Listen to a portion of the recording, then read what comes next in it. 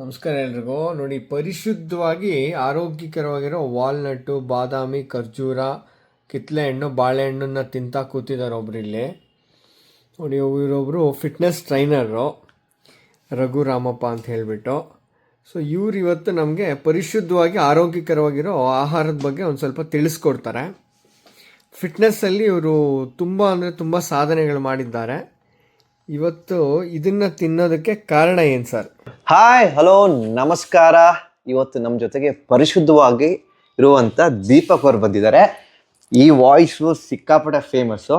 ನೀವು ಎಲ್ಲ ಕಡೆ ಇಂಟರ್ನೆಟ್ಟು, ಸ್ಪೆಷಲಿ ಇನ್ಸ್ಟಾಗ್ರಾಮ್ನಲ್ಲೇ ನೀವು ಕೇಳಿರ್ತೀರ. ಒಂದು ಫುಡ್ ಬಗ್ಗೆ, ಊಟದ ವಿಚಾರದಲ್ಲಿ ಅವೇರ್ನೆಸ್ ಕ್ರಿಯೇಟ್ ಮಾಡೋಂಥ ವ್ಯಕ್ತಿ. ನಮಸ್ಕಾರ ದೀಪು. ನಮಸ್ಕಾರ ಸರ್. ವೆಲ್ಕಮ್. ಸೊ ಓಕೆ, ಖುಷಿ ಆಯಿತು ನಿಮ್ಮನ್ನ ಭೇಟಿಯಾಗಿ. ಎಂಥ ಒಂದು ಒಳ್ಳೆ ಮೆಸೇಜು. ನೀವು ವ್ಯಂಗ್ಯ ರೂಪದಲ್ಲಿ ಮಾತಾಡ್ತಾ ಇದ್ರೂ ಅದರಲ್ಲಿ ಎಷ್ಟು ಒಂದು ಆಳವಾಗಿರುವಂಥ ಒಂದು ಡೀಪ್ ಆಗಿರುವಂಥ ಮೆಸೇಜ್ ಇದೆ. ಎಷ್ಟೋ ಜನಕ್ಕೆ ನಗಬಹುದು ಅದು ನಾವು ನೋಡಿ, ರೀಲ್ಸ್ನ ನೋಡಿ. ಬಟ್ ಹೌದಲ್ಲ, ಇದು ನಿಜ, ಇಲ್ಲಿ ನಾವು ತಪ್ಪು ಮಾಡ್ತಾ ಇದ್ದೀವಿ ಅನ್ನೋದೊಂದು ಅರಿವಾಗತ್ತೆ ಅಲ್ಲಿ. ನಿಮಗೆ ಇದ್ರ ಬಗ್ಗೆ ನಿಮಗೆ ಒಂದು ಐಡಿಯಾ ಬಂದಿದ್ದು? What a beautiful content reel ಇದೊಂದು ಮೆಸೇಜು. ಹೌದು ಸರ್. ನೋಡಿ, ಮನುಷ್ಯನಿಗೆ ಬದುಕೋದಕ್ಕೆ 5 ಮುಖ್ಯವಾಗಿರುತ್ತೆ. ಒಂದು, ಇರೋಕ್ಕೆ ಜಾಗ, ಹಾಕ್ಕೊಳ್ಳೋಕ್ಕೆ ಬಟ್ಟೆ, ಊಟ, ಗಾಳಿ ಮತ್ತು ನೀರು. ಈ 5ರಲ್ಲಿ ಅತಿ ಮುಖ್ಯವಾಗಿರುವಂಥದ್ದು ನಾವು ತಿನ್ನೋ ಆಹಾರ, ಗಾಳಿ ಮತ್ತು ನೀರು. ಈ 3ನ್ನು ನಾವು ಎಲ್ಲ ಥರದಲ್ಲೂ ಹಾಳು ಮಾಡಿ ಇಟ್ಬಿಟ್ಟಿದ್ದೀವಿ. ಏರ್ ನೋಡಿದ್ರೆ ಪೂರ್ತಿ ಪೊಲ್ಯೂಷನ್ ಆಗಿದೆ, ನೀರು ನೋಡಿದ್ರೆ ಕರೆಕ್ಟಾಗಿ ಸಿಗ್ತಾ ಇಲ್ಲ. ಅದರಲ್ಲಿ ಫುಡ್ ಅಡಲ್ಟ್ರೇಷನ್ ಅನ್ನೋದು, ಆಹಾರ ಕಲಬೆರಕೆ ಅನ್ನೋದು, ಹೈಜೀನ್ ಅನ್ನೋದು ತುಂಬ ಆಗ್ತಿದೆ. ಸೊ ಈ 3ರಲ್ಲಿ ಯಾವುದನ್ನು ಒಂದು ತೊಗೊಳ್ಳೋಣ ಅಂತ ಅಂದ್ಕೊಂಡ್ರೆ ಫುಡ್ ಬಗ್ಗೆ ಜಾಸ್ತಿ ಫೋಕಸ್ ಮಾಡೋಣ ಅಂತ ಅನ್ನಿಸ್ತು. ಏನಕ್ಕೆ ಅಂದರೆ ಅದು ಲಾರ್ಜ್ ಆಗಿ ನಮ್ಮನ್ನು ಎಫೆಕ್ಟ್ ಮಾಡ್ತಾ ಇರುತ್ತೆ ಅಂತ ಅನ್ನಿಸ್ತು. ಆಮೇಲೆ ಯಾರೋ ಒಬ್ಬ ಫಾರಿನರ್ದು ಒಂದು ವಿಡಿಯೋ ನೋಡ್ತಿದ್ದೆ, ಫುಡ್ ವ್ಲಾಗರು. ಅವರು ಬಂದು ಇಂಡಿಯಾಗೆ ಬಂದು ಊಟ ತಿಂದ್ಬಿಟ್ಟು ಅವ್ರಿಗೆ ಇಮಿಡಿಯೇಟಾಗಿ ಅದದ್ದು ಹೊಟ್ಟೆ ನೋವು ಸ್ಟಾರ್ಟ್ ಆಗುತ್ತೆ, ಡಯರಿಯಾ ಸ್ಟಾರ್ಟ್ ಆಗುತ್ತೆ, ಹಾಸ್ಪಿಟಲ್ಗೆ ಹೋಗ್ತಾರೆ.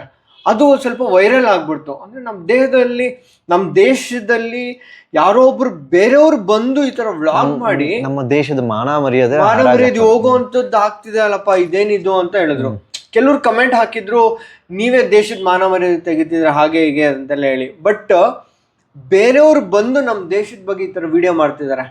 ಆಮೇಲೆ ನಮ್ಮಲ್ಲಿ ಇದು ತುಂಬ ಪರಿಣಾಮ ಬೀರ್ತಿದೆ. ಸೊ ನಾನು ಯೋಚನೆ ಮಾಡಿದೆ, ನಾನು ತಿನ್ನೋ ಊಟನೇ ಅಲ್ವಾ ಇದು, ಮತ್ತು ನನ್ನ ನೆಕ್ಸ್ಟ್ ಜನ್ರೇಷನ್ ಇದೇ ಆಹಾರ ತಿನ್ಬೇಕಲ್ಲ, ಏನಾದರೂ ಒಂದು ಸ್ವಲ್ಪ ಸ್ಮಾಲ್ ಚೇಂಜಸ್ ಮಾಡೋಣ ಅಂದ್ಬಿಟ್ಟು ವ್ಯಂಗ್ಯವಾಗಿ ಟ್ರೈ ಮಾಡೋಣ, ಜೋಕ್ ಥರ ಒಂದು ಟ್ರೈ ಮಾಡೋಣ ಅಂತ ಟ್ರೈ ಮಾಡಿದೆ. ಅವತ್ತಿಗೇನಂತ ನನ್ನ ಫಾಲೋವರ್ಸ್ ಏನು ಇರಲಿಲ್ಲ. ಯಾವುದೋ ಒಂದು ವಿಡಿಯೋ ಹಾಕಿದ್ದೆ, ಒಂದು ಸೋಡಾದು. ನೈಟ್ ಅದನ್ನು ವಿಡಿಯೋ ಹಾಕ್ಬಿಟ್ಟು ಮಲಗಿದೆ, ಬೆಳಗ್ಗೆ ನೋಡಿದ್ರೆ ಒಂದು 500K ಆಗ್ಬಿಟ್ಟಿದೆ, 5 ಲಕ್ಷ ಜನಕ್ಕೆ ರೀಚ್ ಆಗ್ಬಿಟ್ಟಿದೆ. ಸೂಪರ್. ಒಂದು 2-3 ಸಾವಿರ ಜನ ಫಾಲೋವರ್ಸ್ ಬಂದ್ಬಿಟ್ಟಿದ್ದಾರೆ. ನನಗದು ಸರ್ಪ್ರೈಸ್ ಆಯಿತು. ಆಮೇಲೆ ತುಂಬ ಜನ ಕನ್ನಡ ಫಿಲಮ್ ಇಂಡಸ್ಟ್ರಿಯವ್ರು ಲೈಕ್ ಮಾಡಿದ್ರು, ಕಮೆಂಟ್ ಮಾಡಿದ್ರು, ಒಂದಷ್ಟು ಜನ ಪರ್ಸ್ನಲಾಗಿ ಮೆಸೇಜ್ ಕಳಿಸಿದ್ರು. ಅದರಲ್ಲಿ ಫಸ್ಟ್ ಬಂದು ಮಾಸ್ಟರ್ ಆನಂದ್ ಅವ್ರದ್ದು. ಅವ್ರು ಮೆಸೇಜ್ ಮಾಡಿದಾಗ ನಾನು ಇದು ಯಾವುದೋ ಫೇಕ್ ಅಕೌಂಟು ಅಥವಾ ಬೇರೆಯವ್ರು ಯಾರೋ ಮಾಡಿದ್ದಾರೆ ಅಂದ್ಬಿಟ್ಟು ನಾನು ನೆಗ್ಲೆಕ್ಟ್ ಮಾಡಿಬಿಟ್ಟೆ. ಆಮೇಲೆ ನನ್ನ ಫ್ರೆಂಡ್ಗೆ ಯಾರಿಗೂ ಇದನ್ನು ಕಳಿಸ್ಬಿಟ್ಟು ಇದು ರಿಯಲ್ ಅಕೌಂಟ್ ಅಂತ ಚೆಕ್ ಮಾಡಿದಾಗ ಅದು ರಿಯಲ್ ಅಕೌಂಟ್ ಆಗಿತ್ತು. ಆಮೇಲೆ ಅವ್ರಿಗೆ ರಿಪ್ಲೈ ಮಾಡಿದೆ, ಅವ್ರು ಅಪ್ರಿಷಿಯೇಟ್ ಮಾಡಿ ಮೆಸೇಜ್ ಮಾಡಿದರು. ಸೊ ಅಲ್ಲಿಂದ ಈ ಜರ್ನಿ ಒಂದು ಸ್ಟಾರ್ಟ್ ಆಯಿತು. ಸ್ವಲ್ಪ ವ್ಯಂಗ್ಯವಾಗಿ ಏನಾದರೂ ಹೇಳಿ ಮೆಸೇಜ್ ಕೊಡೋಣ ಅಂತ ಹೇಳ್ಬಿಟ್ಟು ಮಾಡಿದ್ರು. ಮಾಸ್ಟರ್ ಆನಂದ್ ಅವರು ಅದೇ ಹೇಳಿದ್ರು, ಈ ಗೌರಿ ಗಣೇಶ ಮೂವಿ ಎಲ್ಲ ಅವ್ರದ್ದೇನು ಬಂತು, ಸೊ ಅದೇ ಕಾನ್ಸೆಪ್ಟ್ ಇಟ್ಕೊಂಡಿದ್ದು, ಒಂದು ಜೋಕಾಗಿ ಏನೋ ಒಂದು ಹೇಳಿ ಸಮಾಜಕ್ಕೆ ಒಂದು ಮೆಸೇಜ್ ಕೊಡೋಣ ಅಂತೇಳಿ ಅದು ಜನ ಅಕ್ಸೆಪ್ಟ್ ಮಾಡಿದ್ರು. ಸೊ ಅಲ್ಲಿಂದ ಈ ಪರಿಶುದ್ಧವಾಗಿ ಆರೋಗ್ಯಕರವಾಗಿ ಅನ್ನೋ ಒಂದು ಟ್ಯಾಗ್ ಲೈನ್ ಆಗೋಗ್ಬಿಡ್ತದ್ದು. ಯಾರು ಏನೋ ಕೇಳೋ ಪರಿಶುದ್ಧವಾಗಿರೋದು ಅಂತ, ಅದೊಂದು ಟ್ಯಾಗ್ ಲೈನು. ಇಂಗ್ಲಿಷಲ್ಲಿ ಒಂದು ಮಾತಿದೆ, okay, food is a poison, food is a medicine ಅಂತ. ಹೌದೌದು. ನಾವು ಯಾವ ಆಹಾರ ತಿಂತೀವಿ, ಆಹಾರ ನಮ್ಮ ದೇಹದಲ್ಲಿ ಆ ರೀತಿ ಪರಿಣಾಮ ಬೀಳುತ್ತೆ ಅಲ್ವಾ? ಹೌದು. ಈಗ ನೀವು ಪರಿಶುದ್ಧವಾಗಿ ಇಲ್ಲದೆ ಇರೋಂಥ ಆಹಾರ, ನಿಮ್ಮ ಭಾಷೆಯಲ್ಲಿ ಹೇಳಬೇಕಂದ್ರೆ ಆಯ್ತಾ, ಸೊ ಅನ್ಹೈಜಿನಿಕ್ ಫುಡ್ ತಿಂದರೆ ನಮ್ಮ ದೇಹ ಹಾಳಾಗುತ್ತೆ. ಹೌದೌದು. ನಾವು ಪರಿಶುದ್ಧವಾಗಿರುವಂಥ ನೈಸರ್ಗಿಕವಾಗಿ ಏನು ನಮ್ಗೆ ಸಿಗುತ್ತೆ ಆಹಾರ ತಿಂದರೆ ನಮ್ಮ ದೇಹ ಸದೃಢವಾಗಿರುತ್ತೆ. ಹೌದು. ಆಯುರ್ವೇದದಲ್ಲಿ ಒಂದು ಹೇಳ್ತಾರೆ, ನಾವು ಆಹಾರನ ಮೆಡಿಸಿನ್ ತರ ತಗೋಬೇಕಂತ, ಇಲ್ಲ ಅಂದ್ರೆ ಮೆಡಿಸಿನ್ ಅನ್ನ ಆಹಾರವಾಗಿ ತಗೋಳಂತ ಪರಿಸ್ಥಿತಿ ನಾವು ತಂದ್ಕೊಳ್ತೀವಿ ಅಂತ ಹೇಳ್ಬಿಟ್ಟು. ಅದು ನಮ್ಮ ದೇಶದಲ್ಲಿ ಇವಾಗ ಎಲ್ಲ ಕಡೆ ಆಗ್ತಾ ಇದೆ.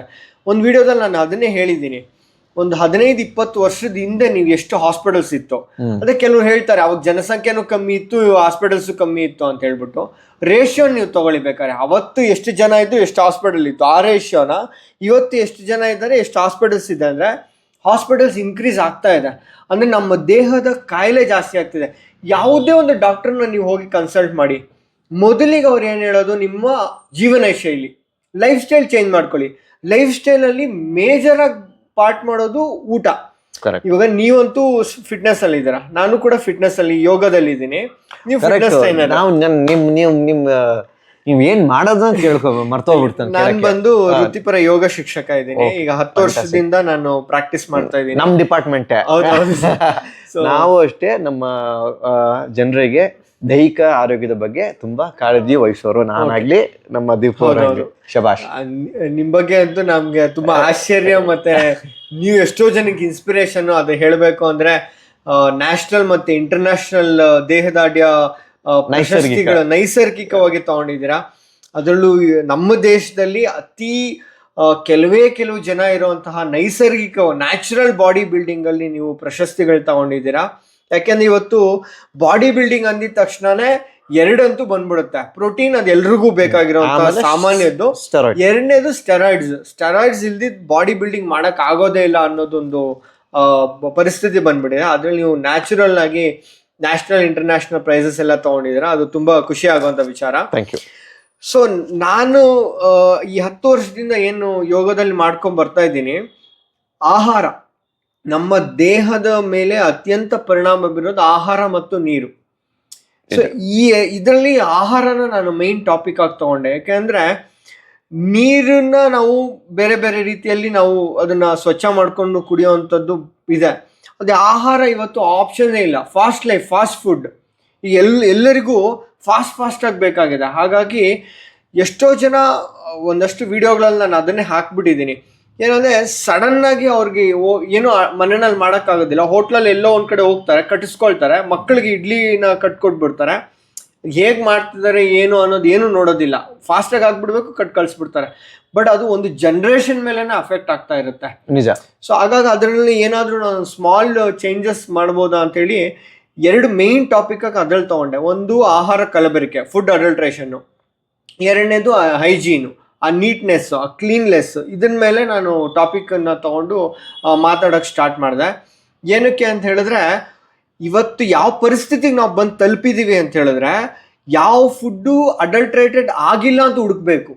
ನಿಜ. ಮುಂಚೆ ಎಲ್ಲ ಹೇಗಿರ್ತಿತ್ತು ಅಂದ್ರೆ, ಯಾವ ಫುಡ್ಡಲ್ಲಿ ಅಡಲ್ಟ್ರೇಷನ್ ಇದೆ ಅದನ್ನ ಸೈಡ್ ಗಿಡಪ್ಪ ಅಂತ. ಇವತ್ತು ಯಾವ ಫುಡ್ ಚೆನ್ನಾಗಿದೆ ಅದನ್ನ ಸೈಡ್ ಗಿಡಪ್ಪ ಅನ್ನೋ ಪರಿಸ್ಥಿತಿಗೆ ನಾವು ಬಂದು ತಲುಪಿಬಿಟ್ಟಿದ್ವಿ. ಯಾಕೆಂದ್ರೆ ಮನುಷ್ಯ ಎಷ್ಟು ದುರಾಸೆ ಆಗ್ಬಿಟ್ಟಿದ್ದಾನೆ, ಎಷ್ಟು ಸ್ವಾರ್ಥಿ ಆಗ್ಬಿಟ್ಟಿದ್ದಾನೆ. ಅವನು ತನ್ನ ಸ್ವಂತ ಲಾಭಕ್ಕೋಸ್ಕರ ಏನ್ ಬೇಕೋ ಮಾಡಕ್ ರೆಡಿ ಆಗ್ಬಿಟ್ಟಿದ್ದಾನೆ. ಅವನ ಸ್ವಂತ ಲಾಭಕ್ಕೆ ಎಷ್ಟು ಸಾವಿರಾರು ಜನರ ಲಕ್ಷಾಂತರ ಜನರ ದೇಹದ ಆರೋಗ್ಯದ ಮೇಲೆ ಪರಿಣಾಮ ಬೀಳ್ತಿದ್ದಾನೆ.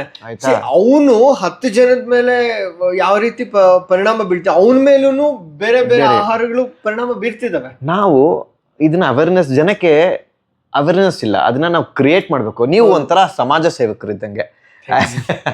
ಯಾಕಂತಂದ್ರೆ ಇಲ್ಲ ನಾವು ಉದಾಹರಣೆಗೆ ಯಾಕಂತ ಈ ವಿಚಾರ ಹೇಳ್ತಾ ಇದೀನಿ ಅಂದ್ರೆ, ಒಬ್ಬ ಮನುಷ್ಯನಿಗೆ ನಮ್ಮ ಕೈಯಲ್ಲೇ ಯಾವುದೇ ರೀತಿ ನಾವು ಸಮಾಜಕ್ಕೆ ಒಂದು ಕೊಡುಗೆ ಕೊಡಬೇಕಾಗುತ್ತೆ ಅಲ್ವಾ. ಯಾವ ರೀತಿ ನಾವು ಆರ್ಥಿಕವಾಗಿ ಚೆನ್ನಾಗಿದ್ರೆ ನಾವು ಒಬ್ರಿಗೆ ಒಂದು 10 ಜನಕ್ಕೆ ಊಟ ಹಾಕ್ಬಹುದು ಅಲ್ವಾ. ಇಲ್ಲ ಆರ್ಥಿಕವಾಗೂ ನಾವು ಸದೃಢವಾಗಿಲ್ಲ ಅಂತಂದ್ರು, ಯಾವುದೋ ರೀತಿ ನಮ್ಮ ಮಾಡುವಂತ ನಮ್ಮ ಕೆಲಸದಲ್ಲಿ ನಾವು ಎಷ್ಟೋ ಜನಕ್ಕೆ 10 ಜನ ಅವರ ಜೀವನ ಬದಲಾವಣೆ ಆದ್ರೆ ಅದು ಎಷ್ಟೋ ಒಳ್ಳೇದು. ಉದಾಹರಣೆ ನಾನು ಫಿಟ್ನೆಸ್ ಅಲ್ಲಿ ಇದ್ದೀನಿ. ನಾನು ಫಿಟ್ನೆಸ್ ಬಗ್ಗೆ, ಊಟ ವಿಚಾರಗಳ ಬಗ್ಗೆ ಹೇಳಿದಾಗ ನನ್ನ ನೋಡಿ ಒಂದಿಷ್ಟು ಜನ ಪ್ರೇರಣೆಗೊಂಡು ಬದಲಾಗ್ತಾರೆ. ಅವರ ಆರೋಗ್ಯ ದೃಷ್ಟಿಯಲ್ಲಿ ಅವರ ಜೀವನ ಶೈಲಿ ಬದಲಾಗುತ್ತೆ. ಹಾಗೆ ನೀವು ಅಷ್ಟೇ, ನೀವು ಮಾಡೋಂತ ರೀಲ್ಸು ಲಕ್ಷಾಂತರ ಜನ ನೋಡ್ತಾರೆ. ಇದನ್ನ ನೋಡಿ ಎಷ್ಟೋ ಸಾವಿರಾರು ಜನ ಗೊತ್ತಿರೋದಿಲ್ಲ ಅವ್ರಿಗೆ ಇದು ತಿಂದ್ರೆ ತಪ್ಪು. ನಾವು ಉದಾಹರಣೆ ನೀವು ಬಟಾಣಿ ಬಗ್ಗೆ ಅಥವಾ ಕಡಲೆಪುರಿ ಬಗ್ಗೆ ಅದು ಏನೇನೋ ಹಾಕಿದ್ರಿ, ತುಂಬಾ ಜನ ಗೊತ್ತಿಲ್ಲ ಏನೋ ತಿನ್ಬಹುದು ಅಂತ. ಅಲ್ಲಿ ನೋಡ್ದಾಗ್ಲೇ ಅದು ನಿಜಾಂಶಗಳು, ಅದು ಏನೋ ಏನಂತ ಗೊತ್ತಾಗುತ್ತೆ. ಅವಾಗ ಎಷ್ಟೋ ಜನಕ್ಕೆ ಪರಿಣಾಮ ಬೀಳುತ್ತೆ. ಇದು ನಾವು ತಿಂದ್ರೆ ಇದು ತುಂಬಾ ಜನ ಕೇಳ್ತಿರ್ತಾರೆ, ಕ್ವಾಲಿಟಿ ಆಫ್ ಲೈಫ್. ಆಮೇಲೆ ತುಂಬಾ ಜನ ಕೇಳ್ತಿರ್ತಾರೆ ಯಾವ ರೀತಿ ಆಹಾರ ಕ್ರಮೇಣ ಯಾವ ರೀತಿ ಬದಲಾಗಬೇಕು ಅಂತ. ನಾನು ಹೇಳ್ದಂಗೆ ನಿಮ್ಮ ಪೂರ್ವರು ಏನ್ ತಿಂತಿದ್ರು ಅಂತ. ಅದು ಓಕೆನಾ. ನೀವು ಕ್ವಾಲಿಟಿ ಆಫ್ ಲೈಫ್ ಬಗ್ಗೆ ಮಾತಾಡ್ತಿದ್ದೆ. ಕ್ವಾಲಿಟಿ ಆಫ್ ದ ಲೈಫ್ ಅಲ್ಲಿ ಹೇಗೆ ಅಂತ ಹೇಳಿದ್ರೆ, ನೀವು ಎಷ್ಟು ವರ್ಷ ಬದುಕ್ತೀರಿ ಅನ್ನೋದಕ್ಕಿಂತ ಎಷ್ಟು ವರ್ಷ ನೀವು ಅದ್ರಲ್ಲಿ ಆರೋಗ್ಯವಾಗಿದ್ದೀರಿ ಅನ್ನೋದು ಮ್ಯಾಟರ್ ಆಗುತ್ತೆ. ಕರೆಕ್ಟ್. ನೀವು ಇವತ್ತು ಏನೇನೋ ಮಾಡ್ಕೊಂಡು ಆರೋಗ್ಯನೆಲ್ಲ ಕೆಡಿಸ್ಕೊಂಡು 100 ವರ್ಷ ಬದುಕ್ಬೋದು, ಬಟ್ ಆರೋಗ್ಯದ ಮೇಲೆ ಎಷ್ಟು ಪರಿಣಾಮಗಳು ಬೀರಿರುತ್ತೆ ಅನ್ನೋದು ಒಂದಾಗುತ್ತೆ. ಕರೆಕ್ಟ್. ಸೊ ಎರಡನೇದು, ನೀವು ಒಂದು ಕಾಫಿದೊಂದು ಮಾತಾಡ್ತಾ ಇದ್ರಿ, ಕಾಫಿ ಶುಗರು ಇದೆಲ್ಲ ಹಾಕೊಂಡು ಕುಡಿಯೋದು ಎಲ್ಲ. ನನ್ನ ಫ್ರೆಂಡ್ ಅವ್ರಿಗೆ ಒಂದು ಸಣ್ಣ ಸಜೆಷನ್ ಕೊಟ್ಟಿದ್ದು, ತುಂಬ ಸಿಂಪಲ್ ಸಜೆಷನ್ನು. ನಾನು ಹೇಳಿದೆ, ನೀವು ಕಾಫಿ ಟೀ ಎಲ್ಲ ಕುಡಿಯೋ ಬದಲು ಗೋಡಂಬಿ ಬಾದಾಮಿ ಇದನ್ನೆಲ್ಲ ಪೌಡ್ರ್ ಮಾಡ್ಕೊಂಡು ಪೇಸ್ಟ್ ಮಾಡಿಕೊಂಡು ಮಕ್ಕಳಿಗೆ ಬೂಸ್ಟ್ ಬೋರ್ಮಿಟಾ ಈ ಥರದ್ದು ಕೆಲವೆಲ್ಲ ಕೊಡೋ ಬದಲು ಬಾದಾಮಿ ಇದನ್ನೆಲ್ಲ ನೀವು ಕೊಟ್ಕೊಂಡು ಇದ್ರಲ್ಲಿ ಪೌಡ್ರ್ ಮಾಡ್ಕೊಂಡು, ಅದು ಕಾಸ್ಟ್ ಜಾಸ್ತಿ, ಇದು ಕಮ್ಮಿಯಾಗಿ ಸಿಗುತ್ತೆ, ಕಾಫಿ ಪೌಡ್ರಿಗಿಷ್ಟು ಸಕ್ಕರೆಗಿಷ್ಟು ಅಂತ ನಾನು ಸಣ್ಣ ಮ್ಯಾಥ್ ಹೇಳಿದೆ ಅವ್ರಿಗೆ. ಓಕೆ, ಲೆಕ್ಕ ಮಾಡೋಣ, ಕಾಫಿ ಪೌಡ್ರಿಗೆ ಎಷ್ಟಾಗುತ್ತೆ, ಸಕ್ಕರೆಗೆ ಎಷ್ಟಾಗುತ್ತೆ, ಮತ್ತು ನೀವು ತರೋ ಒಂದು ಬೇರೆ ಬೇರೆ ಪೌಡ್ರ್ಗಳಿಗೆಲ್ಲ ಎಷ್ಟಾಗುತ್ತೆ ಅಂತೆಲ್ಲ ಹೇಳಿ, ಅದೆಲ್ಲ ಅವ್ರಿಗೆ ಇಷ್ಟಿಷ್ಟ ಆಗುತ್ತೆ ಅಂತ ಒಂದು ಸಣ್ಣ ಮ್ಯಾಥ್ ಕೊಟ್ಟರು. ನಾನು ಏನು ಹೇಳಿದೆ, ನೀವು ಇದೇ ದುಡ್ಡಿಗೆ ಗೋಡಂಬಿ ಬಾದಾಮಿ ತನ್ನಿ, ಪ್ರತಿದಿನ 2 ಸಲ ಕಾಫಿ ಟೀ ಕುಡಿಯೋ ಬದಲು ಒಂದೇ ಸಲ ಕುಡೀರಿ. 2 ಇದರಿಂದ ಅಡ್ವಾಂಟೇಜಸ್ ಇರುತ್ತೆ. ಒಂದು, ನಿಮಗೆ ಸಿಗ್ಬೇಕಾಗಿರೋಂಥ ಮೈಕ್ರೋ ನ್ಯೂಟ್ರಿಯೆಂಟ್ಸು ಗೋಡಂಬಿ ಬಾದಾಮಿ ಇವುಗಳಲ್ಲಿ ನಿಮಗೆ ಸಿಗುತ್ತೆ ಒಂದು, ಮತ್ತೆ ಕಾಫಿ ಟೀಗಳಿಂದ ಕೆಲವು ಆಗುವಂಥ ದುಷ್ಪರಿಣಾಮಗಳು ಕಮ್ಮಿ ಆಗುತ್ತೆ.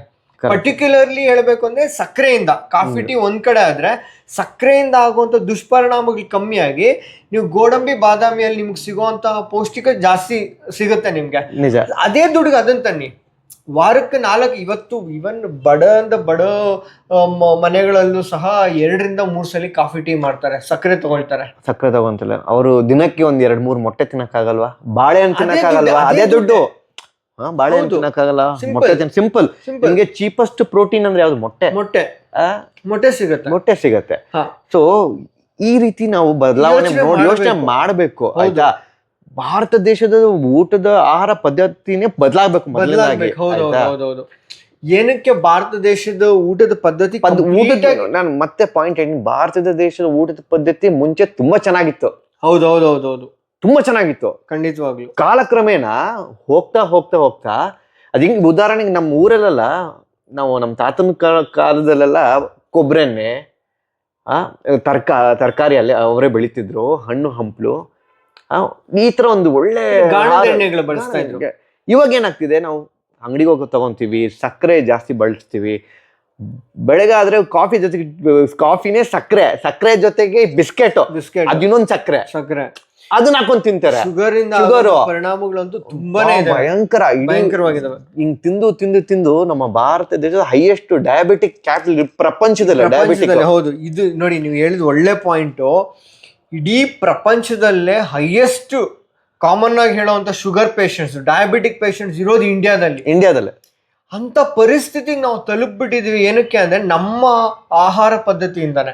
ಇವಾಗ ನಾವು ಏನಾದ್ರು ಭಾರತದ ಆಹಾರ ಪದ್ಧತಿ ಬದಲಾಗಬೇಕು ಅಂತಂದ್ರೆ ಕೆಲವು ನಮ್ಮ ಬಗ್ಗೆ ಆಕ್ಷೇಪ ವ್ಯಕ್ತಪಡಿಸಬಹುದು. ಏನ್ ನೀವು ನಮ್ಮ ಭಾರತ ದೇಶದ ಬಗ್ಗೆ ಹೇಳ್ತೀನಿ, ನಮ್ಮ ಹಳೆ ಭಾರತ ದೇಶದ ಬಗ್ಗೆ ಮಾತ್ರ ಪ್ರೆಸೆಂಟ್ ಇವಾಗಿರುವಂತದ್ದು.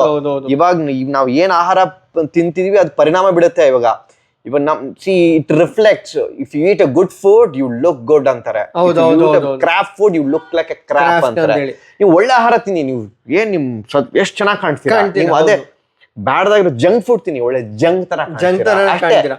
ಈಗ ಏನಂದ್ರೆ ಆಹಾರ ಇಟ್ ರಿಫ್ಲೆಕ್ಟ್ಸ್ ನಮ್ಮ ಮಾನಸಿಕ ಹಾಗೂ ದೈಹಿಕ ಆರೋಗ್ಯದ ಮೇಲೆ ಪರಿಣಾಮ ಬೀಳುತ್ತೆ. ನಮ್ಮ ಹೊಟ್ಟೆ ಒಳಗೆ ಏನ್ ಹಾಕೊಂತೀವ ಅದು ನಮ್ಮ ರಿಫ್ಲೆಕ್ಷನ್ ನಮ್ಮ ದೇಹದಲ್ಲೇ ಮತ್ತೆ ಮನಸ್ಸಲ್ಲೇ. ಊಟ ಅನ್ನೋದು 2 ತರದ್ದಿದೆ, ಆಹಾರ ಅನ್ನೋದು 2 ತರದ್ದು. ಅಂದ್ರೆ ಒಂದು, ನಾವು ಆಹಾರ ಏನ್ ಊಟ ನಾವು ದೇಹಕ್ಕೋಸ್ಕರ ಮಾಡ್ತಿದೀವಿ ಅದು ಒಂದು ಆಹಾರ ಆದ್ರೆ, ಅದು ನಮ್ಮ ದೇಹನ ಶಕ್ತಿಯಾಗಿಡೋದಕ್ಕೆ ಮತ್ತೆ ಆರೋಗ್ಯವಾಗಿಡೋದಕ್ಕೆ ಅದೆಷ್ಟು ನಮ್ಮ ಮೇಲೆ ಪರಿಣಾಮ ಬೀರ್ತಾ ಇರುತ್ತೋ, ಅದೇ ತರ ನಾವು ತಗೊಳ್ಳೋಂಥ ಕಂಟೆಂಟ್ ಪಾಯಿಂಟ್, ನಾವು ಇಡೀ ಲೈಫಲ್ಲಿ ಏನನ್ನೆಲ್ಲ ನಾವು ಅಕ್ಸೆಪ್ಟ್ ಮಾಡ್ಕೊಂಡು ಏನೆಲ್ಲ ಮೆಸೇಜ್ ನಾವು ತಲೆಗೆ ತಗೊಳ್ತಾ ಇರ್ತೀವಿ ಅದು ದೇಹದ ಆಹಾರ ಅಂತ ಹೇಳ್ತೀನಿ.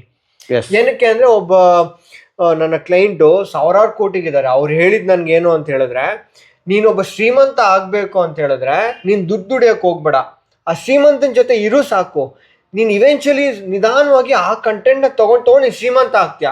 ನೀನ್ ಕಳ್ಳ ಆಗ್ಬೇಕು ಅಂತ ಹೇಳಿದ್ರೆ ಕಳ್ತನ ಮಾಡಕ್ ಹೋಗ್ಬೇಡ, ಕಳ್ಳನ್ ಜೊತೆ ಇರು, ಕಳ್ಳ ಆಗೋಗ್ತೇನೆ, ನಿನ್ಗೆ ಆ ಮೈಂಡ್ ಸೆಟ್ ಬರುತ್ತೆ. ಸೊ ನೀವ್ ಯಾರ ಜೊತೆ ಇರ್ತೀರಾ ಆ ಮನೋಭಾವ ರೂಢಿಸ್ಕೊಳ್ತೀರಾ. ಸೊ ನಮ್ಮ ಅನ್ನ ಏನೆಲ್ಲ ಇದ್ದಿದ್ಯೋ ಅದು ದೇಹಕ್ಕೆ ಹೇಗೆ ಊಟನೋ ಅದೇ ತರ ಮನಸ್ಸಿಗೆ ಊಟ, ಒಳ್ಳೆ ಪಾಯಿಂಟ್. ಮೈಂಡಿಗೆ ಊಟ. ನೀವು ಚೆನ್ನಾಗಿರೋ ತಗೊಂಡ್ರೆ ಮಾತ್ರ ನಿಮ್ ಲೈಫ್ ಅಲ್ಲಿ ನೀವು ಚೆನ್ನಾಗ್ ಆಗಕ್ಕಾಗುತ್ತೆ. ನಾನು ಇದನ್ನ ನಮ್ಮ ಮೀಡಿಯಾ ಮುಖಾಂತರ ಮೀಡಿಯಾದ ಹೇಳ್ಬೋದು, ನಮ್ಮ ಮಾಧ್ಯಮದವರು ಯಾವ ರೀತಿ ನಾವು ಬಿತ್ತರಣೆ ಮಾಡ್ತಿದ್ದಾರೆ ವಿಚಾರಗಳು ಅಂತಂದ್ರೆ ಅದನ್ನ ನಾವು ಕನ್ಸ್ಯೂಮ್ ಮಾಡ್ತಾ ಇದೀವಿ ನ್ಯೂಸ್ನ. ಉದಾಹರಣೆಗೆ ಇವಾಗ ಯಾರೋ ಒಂದು ಹೆಣ್ಮಗಳು ಬಿಕ್ನಿ ಹಾಕೊಂಡು ಯಾವ್ದೋ ಫಾರಿನ್ ದೇಶಕ್ಕೆ ಹೋದ್ಲು ಅಂದ್ರೆ ಬ್ರೇಕಿಂಗ್ ನ್ಯೂಸ್ ಎಲ್ಲ ಮೀಡಿಯಾದಲ್ಲೂ ಅದ್ರ ಬಗ್ಗೆ ಬಿತ್ತರಣೆ ಮಾಡಿ ವೈಭವೀಕರಿಸ್ಕೊರ್ಸ್ತಾರೆ ಆಯ್ತಾ. ಆ ಹೆಣ್ಮಗಳು ಸಾಧನೆ ಏನು, ಅವ್ರು ಕೊಡುವ ಸಮಾಜಕ್ಕೆ ಕೊಡುಗೆ ಏನು, ಅವರಿಂದ ಎಷ್ಟು ಜನ ಸ್ಫೂರ್ತಿಗೊಂಡಿದ್ದಾರೆ ಇಲ್ಲ. ಈಗ ನಾನು ದೇಹದಾಡಿ ಸ್ಪರ್ಧೆಯಲ್ಲೇ ಸಿಂಗಾಪುರು ನ್ಯೂಜಿಲ್ಯಾಂಡ್ಗೆ ಹೋಗಿ ಭಾರತ ದೇಶಕ್ಕೆ ಪದಕ ತಗೊಂಡ್ಬಂದೆ, ಇಂಡಿಯನ್ ರೆಪ್ರೆಸೆಂಟ್ ಮಾಡಿದೆ. ನಾನು ಬಂದಾಗ ಯಾವ ಮೀಡಿಯಾನು ಕವರ್ ಕೊಡ್ಲಿಲ್ಲ, 2-3 ಮೀಡಿಯಾ ಕವರೇಜ್ ಕೊಟ್ರು ಅಷ್ಟೇ. ಇದನ್ನ ನಮ್ಮನ್ನ ಹೈಲೈಟ್ ಮಾಡಿದಿದ್ರೆ ಅಟ್ಲೀಸ್ಟ್ ನೋಡೋ ಜನರಿಗೆ ಎಷ್ಟೋ ಜನ ಸ್ಫೂರ್ತಿಗೊಳ್ತಾ ಇದ್ರು, ಏನು ನಾವು ಅವ್ರ ತರ ಆಗ್ಬೇಕು ಅಥವಾ ನಾವು ಅವ್ರ ತರ ಹೆಲ್ತಿ ಆಗಿರ್ಬೇಕು, ನೈಸರ್ಗಿಕ ದೇಹದಡಿಯ ಇದಕ್ಕೆ ನಾನು ಸೇರ್ಕೊಬೇಕು ಅಂತ ಒಂದು ಸ್ಪೋರ್ಟ್ಸ್ಮ್ಯಾನ್ಶಿಪ್ ಮನೋಭಾವ ಬರುತ್ತೆ ಒಬ್ಬ ಯುವಕರಲ್ಲಿ.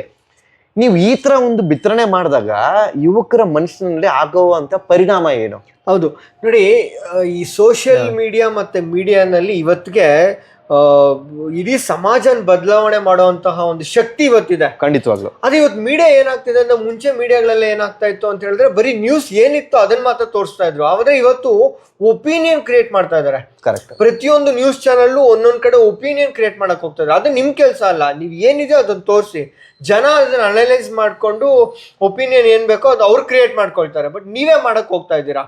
ಆಮೇಲೆ ಎರಡನೇದು ಏನು ಅಂತ ಹೇಳಿದ್ರೆ ಈ ಮೀಡಿಯಾದಲ್ಲಿ ಆಗ್ತಾ ಇರುವಂತ ಬಿಗ್ ಥಿಂಗ್ ಏನು ಅಂದ್ರೆ ಯಾವುದೋ ಒಂದು ಅನವಶ್ಯಕವಾಗಿರುವಂತದ್ದು ವಿಚಾರಗಳನ್ನ ವೈಭವೀಕರಿಸುವಂತದ್ದು ಅವಶ್ಯಕತೆ ಇಲ್ಲ. ನೋಡಿ, ಒಂದು ಸಮಾಜದ ಬದಲಾವಣೆ ಮಾಡೋಕೆ ಏನು ಒಂದು ಸಂವಿಧಾನದ 4ನೇ ಪಿಲ್ಲರ್ ಸ್ತಂಭ ಅಂದ್ರೆ ಮೀಡಿಯಾ. ನಿಮ್ಮ ಜವಾಬ್ದಾರಿ ಎಷ್ಟೋ ಇದೆ, ಅದೇ ನೀವು ಇವತ್ತು ಬೇಜವಾಬ್ದಾರಿಯ ಕೆಲಸ ಮಾಡ್ತಾ ಇದ್ದೀರಾ. ಏನಕ್ಕೆ ನಾನು ಇದನ್ನ ಹೇಳ್ತಾ ಇದ್ದೀನಿ ಅಂತ ಹೇಳಿದ್ರೆ, ಯಾರೋ ಒಬ್ಬ ಪರ್ಸನ್ ಸಡನ್ ಆಗಿ ಬಂದ, ಏನೋ ಒಂದು ದೊಡ್ಡದಾಗಿ ಏನೋ ಮಾಡ್ದ, ಏನು ಕ್ರಾಸ್ ವೆರಿಫಿಕೇಶನ್ ಮಾಡ್ದಿರಾ ಅವನೊಂದು ದೊಡ್ಡ ವೈಭವೀಕರಿಸಿದ್ರಿ ಒಂದ್ ಟೈಮಲ್ಲಿ. ಆದ್ರೆ ಅವನನ್ನೇ ಕೆಳಗಡೆ ತುಳ್ದಾಕ್ಬಿಟ್ರಿ, ಮೀಡಿಯಾನೇ ತುಳ್ದಾಕಿದ್ರು. ಅದ್ ಯಾರು ಅಂತ ನಾವ್ ಹೇಳೋದ್ ಬೇಕಿಲ್ಲ, ಅದೇನೋ ಆರಿಸ್ತೀನಿ ಅಂತ ಹೋದ, ಅದೇನೋ ಆಯ್ತು. ಸೊ ಮೀಡಿಯಾದವರು ನಮ್ಮ ಸಮಾಜಕ್ಕೆ ಏನ್ ಕೊಡ್ತೀರಾ ಅದು ನಮ್ಮ ಸಮಾಜದ ಮೇಲೆ ಅತಿ ಹೆಚ್ಚು ಪರಿಣಾಮ ಬೀಳುತ್ತೆ. ಹೌದೌದು. ನೀವು ಯಾರೋ ಒಬ್ರು ಸಾಧಕರ ಬಗ್ಗೆ ಅಥವಾ ನಮ್ಮ ಸಮಾಜದಲ್ಲೇ ಯಾವ್ದು ಕುಂಕಿದೆ ರಾಜಕೀಯವಾಗಿ ಅಥವಾ ಏನೋ ಒಂದು ರೋಡ್ ಸರಿ ಇಲ್ಲ ಅಥವಾ ನಮ್ಮ ನೀರಿನ ಸಮಸ್ಯೆ ಇದೆ, ರೈತರ ಸಮಸ್ಯೆ ಇದ್ರೆ ಅದ್ರ ಬಗ್ಗೆ ಮಾತಾಡಿದಾಗ ಆ ಸಮಸ್ಯೆಗೆ ಪರಿಹಾರ ಸಿಗುವಂತ ಸಾಧ್ಯತೆಗಳಿದಾವೆ. ಮೀಡಿಯಾದವ್ರು ಅದು ಮಾಡ್ತಾ ಇಲ್ಲ. ಅದ್ರ ಬದಲು ಯಾರೋ ಒಂದು ಹುಡುಗ ಒಂದು ಹುಡುಗಿ ರೀಲ್ಸ್ ಮಾಡ್ತಿದ್ದಾರೆ, ಅದ್ರ ಬಗ್ಗೆ ಬಿತ್ತರಣೆ ಮಾಡ್ಕೊಂಡು ಒಂದು ಎಪಿಸೋಡ್ ಮಾಡ್ಕೊಂಡು ಅವ್ರನ್ನ ಕರ್ಸಿ ಕೂರ್ಸಿ ಅವ್ರ ಬಗ್ಗೆ ಇಂಟರ್ವ್ಯೂ ಮಾಡಿ ಸಮಾಜಕ್ಕೆ ಅವ್ರ ಕೊಡುಗೆ ಶೂನ್ಯ. ಹೌದು, ಈಗ ನೀವು ಹೇಳಿದಾಗೆ ಈಗ ನಾವು ಯಾರೋ ಒಬ್ರು ಬಟ್ಟೆ ಏನೋ ಹಾಕೊಂಡ್ರು, ಎಲ್ಲೋ ಹೋದ್ರು, ಅವ್ರು ಸೋಷಿಯಲ್ ಮೀಡಿಯಲ್ಲಿ ಹಾಕೊಂಡ್ರು, ಅವ್ರ ಇಷ್ಟ, ಅವ್ರು ಯಾವ್ದನ್ನ ಬಟ್ಟೆ ಹಾಕೊಳ್ಳಿ, ಅದು ಅವ್ರ ಪರ್ಸನಲ್, ನಮಗೂ ಸಂಬಂಧ ಇಲ್ಲ, ಮಾತಾಡೋದು. ಸೋಷಿಯಲ್ ಮೀಡಿಯಾ ಏನ್ ಮಾಡ್ಕೊಳ್ಳಿ, ಸೋಷಿಯಲ್ ಮೀಡಿಯಾ ಇರೋದೇ ಅದಕ್ಕೋಸ್ಕರ ಅದನ್ನ ಮಾಡ್ಕೊಳ್ಳಿ. ಆದ್ರೆ ಮೀಡಿಯಾದಲ್ಲಿ ಇದನ್ನ ತೋರಿಸೋ ಅವಶ್ಯಕತೆ ಇಲ್ಲ. ನೋಡಿ, ಸಿಂಪಲ್ ಆಗಿ ಹೇಳ್ತೀನಿ, ಒಬ್ಬ ರೈತ ತಾನು ಬೆಳೆದಂತಹ ಟೊಮೊಟೋನ ಸರಿಯಾದ ಬೆಲೆ ಸಿಗ್ಲಿಲ್ಲ ಅಂತ ಹೇಳ್ಬಿಟ್ಟು ಅವನು ರೋಡ್ ತಂದು ಚೆಲ್ತಾ ಇದ್ದಾನೆ ಇವತ್ತು. ನೋಡಿ, ಅಂದ್ರೆ ಅವ್ನು ಎಷ್ಟು ಎಫರ್ಟ್ಸ್ ಹಾಳಾಯ್ತು. ನಿಜ. ಅಂದ್ರೆ ಅವ್ನು ಎಷ್ಟೋ ತಿಂಗಳುಗಳು ಪಟ್ಟಿದ್ದ ಶ್ರಮ ಮತ್ತೆ ಅದಕ್ಕೆ ಹಾಕಿದಂತ ದುಡ್ಡು ಲಾಸ್ ಆಗಿ ಇವತ್ತು ಸೂಸೈಡ್ ಮಾಡ್ಕೊಂಡು ತಿನ್ನೋ ಆಹಾರನ ನೆಲಕ್ಕೆ ಹಾಕಿ ಮಾಡುವಂತ ಪರಿಸ್ಥಿತಿ ಬರ್ತಿದೆ. ಯಾಕೆ ಅವನ್ಗೆ ಸರಿಯಾದ ಬೆಲೆ ಸಿಗ್ತಿಲ್ಲ? ಇದ್ರ ಬಗ್ಗೆ ಧ್ವನಿ ಆಗ್ಬೇಕು. ಇದ್ರ ಬಗ್ಗೆ ಧ್ವನಿ ಆಗ್ತಿಲ್ಲ ನಮ್ಮ ಮೀಡಿಯಾಗಳು. ಇದನ್ನ ಮಾಸ್ಬೇಕು. ಇದು ರಿಯಲ್ ಪ್ರಾಬ್ಲಮ್. ಇದು ನಮ್ಮ ಆಹಾರ ರೋಡ್ ಇದ್ದಾರೆ ಸ್ವಾಮಿ. ಅಲ್ಲಿ ಯಾವ್ದೋ ಒಂದು ಸಣ್ಣ ವಿಚಾರ, ಅದು ಏನಿಲ್ಲ, ಲಕ್ಷಾಂತರ ಜನ ನೋಡಿದ್ರು ಅಷ್ಟೇ ಆ ವಿಡಿಯೋ. ಯಾರೋ ಕೋತಿ ಆಟ ಆಡ್ತಿದ್ದಾರೆ, ಅದನ್ನ ತೋರಿಸ್ತಾರೆ ಮಾಧ್ಯಮದವ್ರದ್ದು ಜವಾಬ್ದಾರಿತನ ಕುಗ್ಗೋಗಿದೆ. ನೋಡಿ, ಲಾಸ್ಟ್ ಟೈಮು ತುಂಬಾ ಮಳೆ ಆದಾಗ ಬೆಂಗಳೂರಲ್ಲಿ ವೈಟ್ ಫೀಲ್ಡ್ ಹತ್ರ ಒಂದು ಪಾಟ್ ಹೋಲ್ ಇತ್ತು, ಅದ್ರಲ್ಲಿ ತುಂಬಾ ನೀರ್ ತುಂಬಿಕೊಂಡಿತ್ತು, ಕಾಣ್ತಿರ್ಲಿಲ್ಲ. ಯಾರೋ ಒಬ್ಬ ಬೈಕರ್ ಅದನ್ನ ಹೋಗಿ ಪಾಪ ಬಿದ್ಬಿಟ್ಟಿದಾನೆ. ಅದು ಸೋಷಿಯಲ್ ಮೀಡಿಯಾದಿಂದನೇ ವೈರಲ್ ಆಗಿ ಮತ್ತೆ ನ್ಯೂಸ್ ಚಾನಲ್ ಹೋಯ್ತದು. ಸೊ ಮಾಧ್ಯಮದವ್ರ ಕೆಲಸ ಏನು, ಆ ಪಾಟೋಲ್ ಇದ್ದನ್ನ ಅದನ್ನ ವಾಯ್ಸ್ ರೈಸ್ ಮಾಡ್ಬೇಕಿತ್ತು. ಈಗ ಪಾಪ ಆ ಪರ್ಸನ್ ಮಿಡಲ್ ಕ್ಲಾಸ್, ಅವನು ಬಿದ್ದು ಅವನ್ಗೆ ಸಣ್ಣ ಪುಟ್ಟ ಆಯ್ತು, ದೊಡ್ಡದಾಗ ಏನಾದ್ರೂ ಆಗಿ ಅವ್ನ ಜೀವಕ್ಕೆ ಆಪತ್ತಾಗಿದ್ರೆ ಆ ಇಡೀ ಕುಟುಂಬನೇ ಬೀದಿಗೆ ಬರ್ತಿತ್ತು. ಇದರಲ್ಲಿ ಮಾಧ್ಯಮದವ್ರದ್ದು ಒಂದಷ್ಟು ಪಾತ್ರ ಇದೆ. ಏನಕ್ಕೆ ಅಂದ್ರೆ ಮಾಧ್ಯಮದವ್ರು ಇದನ್ನ ತೋರಿಸಿದ್ರೆ, ಯಾಕಂದ್ರೆ ಬೆಂಗಳೂರು ಇವತ್ತು ಇದು ಏನು ನ್ಯಾಷನಲ್ ಸಿಟಿ ಅಲ್ಲ, ಇಂಟರ್ನ್ಯಾಷನಲ್ ಸಿಟಿ, ಗ್ಲೋಬಲ್ ಸಿಟಿ ಆಗ್ತಾ ಇದೆ, ಸಿಲಿಕಾನ್ ವ್ಯಾಲಿ.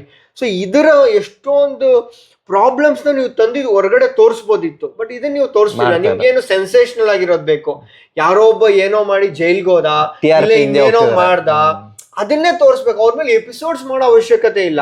ಅದು ಕಾನೂನಿದೆ, ಕಾನೂನು ನೋಡ್ಕೊಳ್ಳುತ್ತೆ, ಅದ್ರ ಪಾಡ್ಗೆ ಅದು ಹೋಗುತ್ತೆ.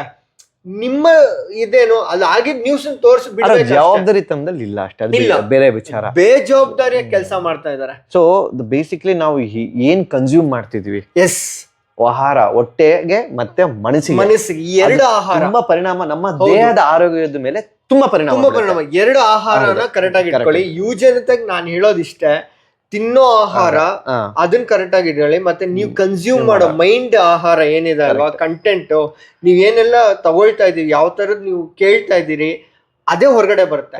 ನೀವು ವಿಷ ತಿಂದ್ರೆ ಅಮೃತ ಈಚೆ ಬರಲ್ಲ, ವಿಷ ತಿಂದ್ರೆ ವಿಷಾನ ಎಕ್ಸಾಕ್ಟ್ಲಿ. ಸೊ ಆ ತರದ್ ಆಹಾರ ನೀವು ತಗೊಳ್ಳಿ, ಅವಾಗ ನೀವು ಹೊರಗಡೆ ಏನೋ ಒಂದ್ ಮಾಡಕ್ ಸಮಾಜಕ್ಕೆ ಆಗತ್ತೆ. 10ರಲ್ಲಿ 11 ಆಗೋದು ದೊಡ್ಡದಲ್ಲ, 10ರಲ್ಲಿ ಸಪರೇಟ್ ಆಗಿ ಒಬ್ಬ ನಿಲ್ತಾನಲ್ಲ, ಅವ್ನು ರಿಯಲ್ ಆಗಿ ಗ್ರೇಟ್. ನಿಜ, ಆ ತರ ನಿಂತಿದವ್ರೆ ಇವತ್ತು ಸಮಾಜದಲ್ಲಿ ಏನೋ ಒಂದ್ ಮಾಡಕ್ ಸಾಧ್ಯ ಆಗಿರೋದು. ನಾನು ಅದೇ ಅವಾಗ ಯಾವಾಗ್ಲೂ ಹೇಳ್ತಿರ್ತೀನಿ, ಒಬ್ಬ ಮನುಷ್ಯನಾಗಿ ಹುಟ್ಟಿದ ಮೇಲೆ ನಾವು ಯಾವ್ದೋ ರೀತಿಯಲ್ಲಿ ಸಮಾಜಕ್ಕೆ ನಾವು ಕೊಡುಗೆ ಕೊಡಬೇಕು, ಕೊಡುಗೆ ಆಗಿರ್ಬೇಕು. ನಮ್ಮಿಂದ ಕೆಲವರು ಜನ ಸ್ಫೂರ್ತಿ ಆಗಿರ್ಬೇಕು. ಕೊಡುಗೆ ನಾವು ಸಮಾಜಕ್ಕೆ ಏನ್ ಕೊಡುಗೆ ಕೊಡ್ತೀವಿ, ಇವಾಗ ಆರ್ಥಿಕವಾಗಿ ನಾವು ಚೆನ್ನಾಗಿದ್ರೆ ಆಯ್ತು, ಒಂದ್ 10 ಜನ ಊಟ ಆಗ್ಬೋದು. ಆರ್ಥಿಕವಾಗಿ ಇಲ್ಲ ಅಂತಂದ್ರು ನಮ್ಮ ಮಾಡುವಂತ ನಮ್ಮ ಕಾರ್ಯದಿಂದ ಎಷ್ಟೋ ಜನಕ್ಕೆ ಜೀವನದಲ್ಲಿ ಬದಲಾವಣೆ ಆದ್ರೆ ಓಕೆ, ನೀವು ನಾನ್ ಫಿಟ್ನೆಸ್ ಅಲ್ಲಿ ಹೌದು, ನನ್ನ ನೋಡಿ ಎಷ್ಟೋ ಜನ ನಾನು ರಘು ಅವ್ರ ತರ ಫಿಟ್ನೆಸ್, ನೀವು ಯಾಕೋ ರೀಲ್ಸ್ ನೋಡ್ಬಿಟ್ಟು ಜಾಗೃತಗೊಳ್ತೀರಾ. ಇದು ಒಂದು ಸಮಾಜದ ಸೇವೆ, ಸಮಾಜದ ಕೊಡುಗೆ. ನೀವು ಏನೂ ಮಾಡಕ್ಕಾಗಿಲ್ಲ, ಆರ್ಥಿಕ ಪರಿಸ್ಥಿತಿ ನಿಮ್ದು ತುಂಬಾ ಕೆಳಮಟ್ಟದಲ್ಲಿ ಇದೆ ಅಂತ ಹೇಳಿದ್ರೆ, ಯಾರಿಗೂ 10 ರೂಪಾಯಿ ಕೊಡಕ್ ಆಗ್ತಿಲ್ಲ ಅಂದ್ರೂ ಪರವಾಗಿಲ್ಲ, ಒಂದೇ ಒಂದು ಗಿಡ ತಗೊಂಬಂದ್ ನೀವು ಬೆಳೆಸಿ ಮರಾನ್ ಮಾಡಿ, ಅದರಿಂದ ಬರುವಂತ ಆಕ್ಸಿಜನ್ 100 ಜನಕ್ಕೆ, ಸೂಪರ್, 100 ಜನಕ್ಕೆ ನೀವು ಪರಿಣಾಮ ಬೀರ್ತಾ ಇದ್ದೀರಾ. ಡೈರೆಕ್ಟ್ ಆಗಿ ಮಾಡಿಲ್ಲ ನೀವು, ಇಂಡೈರೆಕ್ಟ್ ಆಗಿ 100 ಜನಕ್ಕೆ. ಅದು ಕಣ್ಣಿಲ್ದಿರೋನ್ ಇರ್ಬೋದು, ಕೈ ಕಾಲಿಲ್ದಿರ ಇರ್ಬೋದು, ಚೆನ್ನಾಗಿರೋನು, ಶ್ರೀಮಂತ, ಬಡವ, ಎಲ್ಲರೂ ಆಕ್ಸಿಜನ್ ತಗೊಳ್ತಾರೆ, ಆಮ್ಲಜನಕ ತಗೊಳ್ತಾ ಇದ್ದಾರೆ. ಇಂಡೈರೆಕ್ಟ್ ಆಗಿ ಅಷ್ಟು ಜನದ ಪುಣ್ಯ ನಿಮಗೆ ಬರುತ್ತೆ. ಸೊ ಇದು ಭಾರತದ ಮನಸ್ಥಿತಿ. ಸೊ ನಮ್ ಕೈಲಿ ಡೈರೆಕ್ಟ್ ಆಗಿ ಸೇವೆ ಮಾಡಕ್ಕಾಗಿಲ್ಲ, ಇಂಡೈರೆಕ್ಟ್ ಆಗಿ ಯಾವ್ದೋ ರೂಪ ಮುಖಾಂತರ ನಾವು ಈ ತರ ಒಂದು ಸೇವೆ ಮಾಡೋ ಮನಸ್ಸಿರ್ಬೇಕು, ಸ್ವಾರ್ಥಗಳಿಂದ ಆಚೆ ಬರ್ಬೇಕು ಅಷ್ಟೇ. ಸೊ ನಾ ಎಲ್ಲರಿಗೂ ಹೇಳೋದಷ್ಟೇ, ದಯವಿಟ್ಟು ಈ ವಿಡಿಯೋನ ಯಾರು ನೋಡ್ತಾ ಇದ್ದೀರಾ, ಕಲಬೆರಕೆ ಆಹಾರ ಅಥವಾ ನೀವು ಗಲೀಜಾಗ ಆಹಾರ ಇಷ್ಟು ದಿನ ಏನ್ ಮಾಡಿದಿರೋ, ದಯವಿಟ್ಟು ನೀವು ಒಬ್ಬರು ಬದಲಾದ್ರೆ, ಮಾಡೋರು ಒಬ್ಬರು ಬದಲಾದ್ರೆ.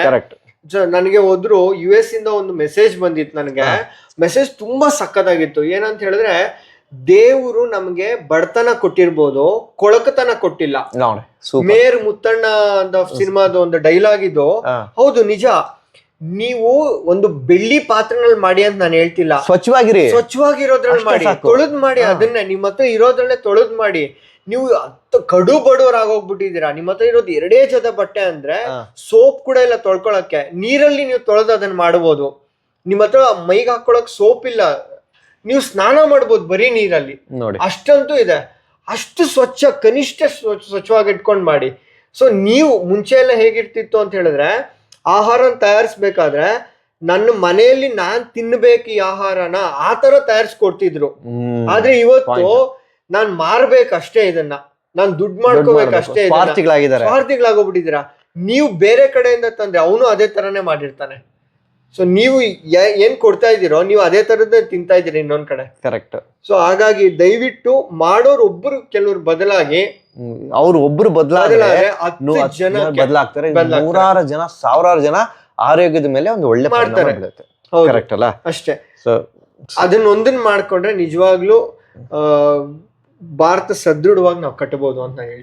ಕರೆಕ್ಟ್. ಎನಿವೇಸ್, ತುಂಬಾ ಥ್ಯಾಂಕ್ ಯು ಯೋಗಿಯವರೇ. ನಮ್ಮ ಯೋಗಿಯವರು ಇವತ್ತು ನಮ್ಮ